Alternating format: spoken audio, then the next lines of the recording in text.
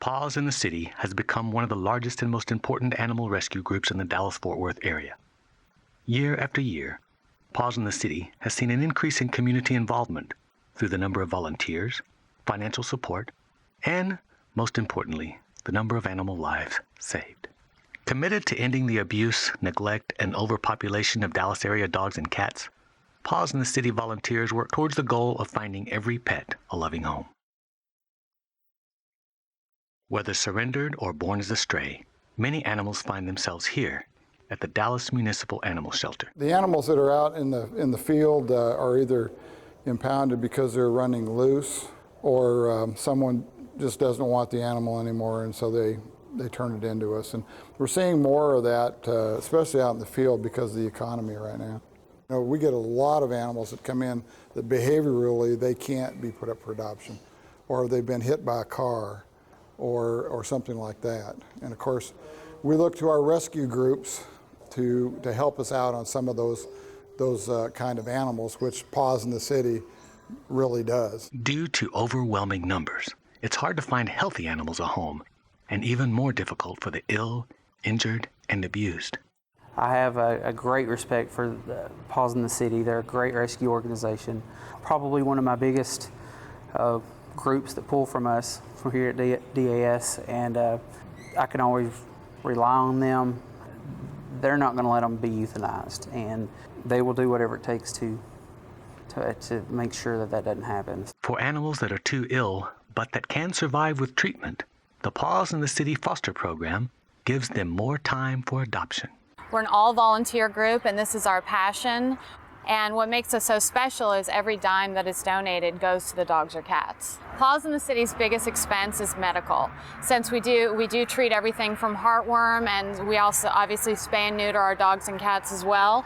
The public can help our organization by either volunteering, donating, or fostering a dog or cat. That's the most important thing we can do, because every dog that we can get out of Dallas Animal Services is another dog that we can save. Tammy, along with her husband Jim, is a dedicated Paws foster volunteer in charge of coordinating foster families and adoption events.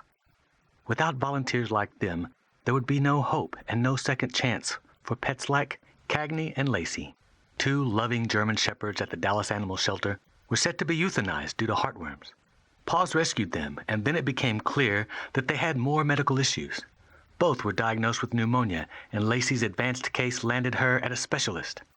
At that point, the cost of treatment was in the thousands. In situations like this, where an animal in Paws care needs extreme help, they take action to obtain additional funds donated specifically for that animal's situation.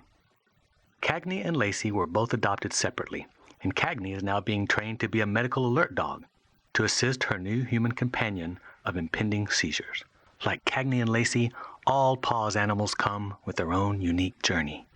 Paws rescued all these mama dogs and their puppies who were to be euthanized by the city shelter because no other rescue group wanted to save them. Young puppies and kittens tend to get sick at a city shelter with no immune system in place, but for Cinnamon and her puppies, an anonymous donor funded their medical treatment and boarding.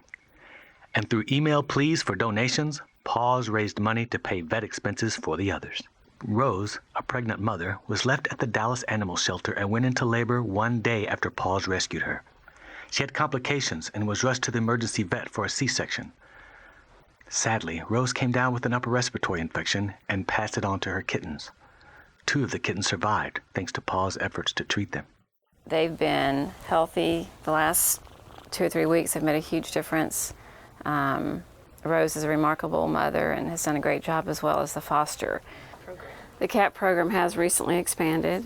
In the last 8 to 10 months, we've been able to pull quite a significant number from the city shelter and place them directly into foster homes. The city of Dallas has many beautiful social kitties that unfortunately don't make adoption due to the overwhelming numbers, and Paws in the City comes in and rescues them due to medical issues that are treatable, and would otherwise they would be euthanized.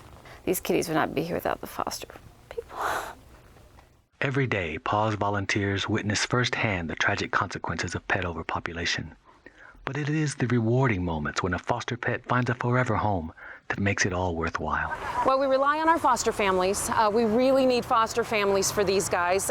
Every new foster we get is a life that we get to save. When we don't have enough fosters, we do rely on our boarding facilities. We've got 7 throughout the Metroplex that will give us either free or reduced spots, and we rely on them to help us as well. I think fostering with Paws is probably one of the single most important parts, because without our fosters, we couldn't save them. Everything about it I love. It's amazing what we can do for dogs like Bobo, who shouldn't even be alive for so many different reasons, and we can give them a second chance. And all of these dogs should be dead, and it's amazing that they're alive today. I love Paws. Too often, animals are in good physical health, but are difficult to place in a loving home because of behavioral issues. Paws feels these dogs deserve the time and patience needed for a happy outcome. With the help of dog trainer Nicole, dog aggressive Daisy was given another chance at life and the hope of finding a forever home. When I first got Daisy, she bounced off the walls. You couldn't keep her still for a second. She was just so high energy, and she just lunged at every person and every dog she saw. It wasn't that she was aggressive towards people, but she just wanted to be close to them, and she didn't understand there's certain rules that go along with that. If a dog comes to a shelter with aggression issues, the likelihood is that if those aggression issues are detected right away, they'll most likely put him down within a week or a couple of days.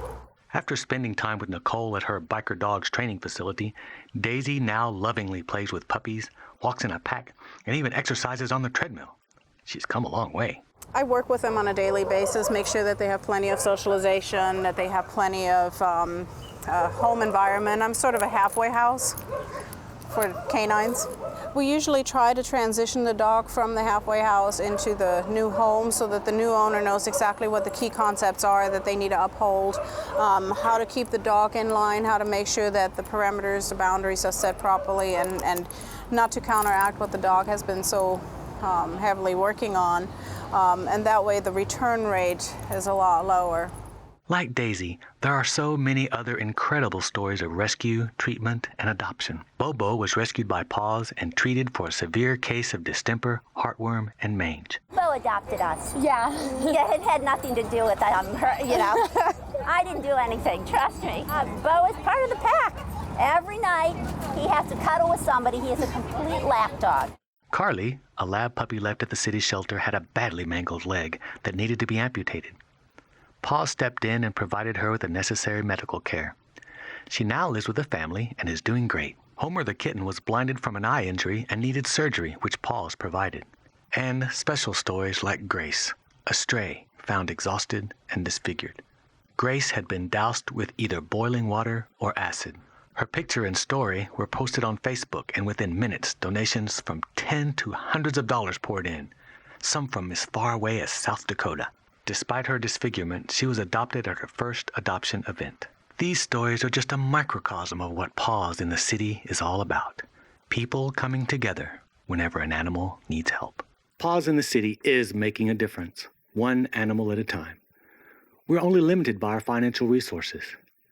100% of your donations goes directly to help dogs and cats, whether it's for medical treatment, to board a dog when a foster home cannot be found, to train a dog to make him more adoptable, to pay for heartworm treatment, or to spay and neuter, which is key to ending our community's pet overpopulation problem. While we are making strides, we've still got a long way to go, and with your support, we can win this battle.